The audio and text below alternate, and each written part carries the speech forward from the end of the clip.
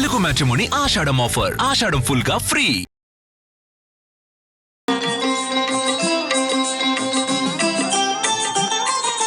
నమస్కారం.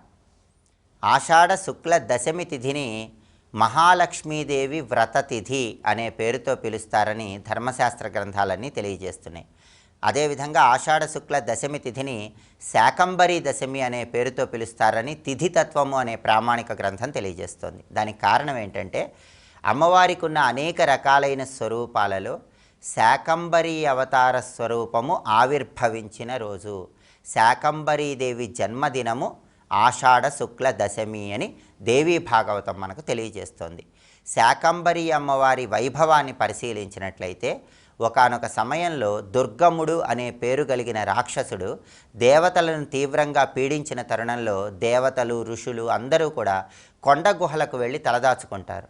వాళ్ళ శక్తి మొత్తం కూడా నిర్వీర్యం అయిపోతుంది. అప్పుడు దేవతలు, ఋషులు అమ్మవారిని ప్రార్థిస్తే ప్రకృతిని సస్యశ్యామలం చేయటానికి అమ్మవారు శతాక్షి అనే పేరుతో ఆవిర్భవించి తనకున్నటువంటి వేల నేత్రాలతో వర్షాన్ని కురిపించి ప్రకృతిని సస్యశ్యామలం చేస్తుంది.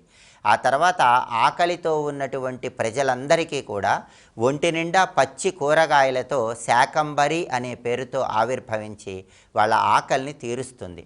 ఆ తర్వాత దేవతల చుట్టూ ఒక తేజో వలయాన్ని ఏర్పాటు చేసి వాళ్ళకి చైతన్య శక్తిని అందించి 10 రోజుల పాటు దుర్గముడనే ఆ రాక్షసుడితో యుద్ధం చేసి ఆ రాక్షసుడిని సంహరిస్తుంది. అప్పుడు దేవతలు, ఋషులు అమ్మవారిని దుర్గా దుర్గా అంటూ కీర్తించారని మార్కండేయ పురాణంలో చండీ సప్తశతిలో చెప్పారు.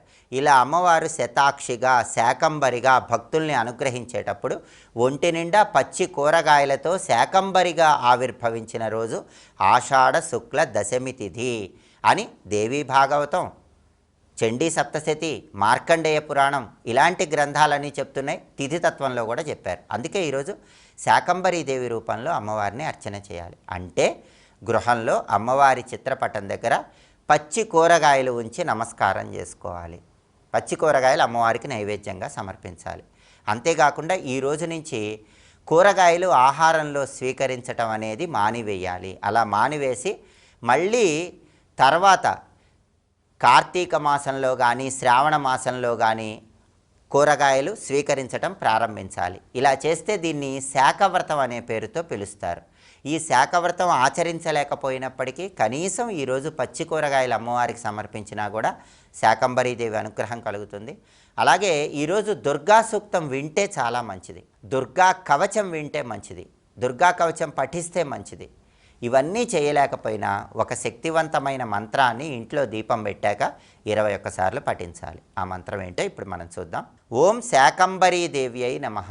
ఈ ఒక్క మంత్రం చదువుకుంటే జీవితంలో అన్నపానాలకు లోటు ఉండదు, కరువు కాటకాలు గృహంలో ఉండవు, ప్రకృతి సస్యశ్యామలం అవుతుంది. కాబట్టి ఆషాఢ శుక్ల దశమి సందర్భంగా ఏ మంత్ర పఠనం అద్భుత ఫలితాలను కలిగిస్తుందో ఇంకొకసారి చూద్దామా మరి. ఓం శాకంబరీ దేవి అయి నమః మంత్ర జపం చేయండి.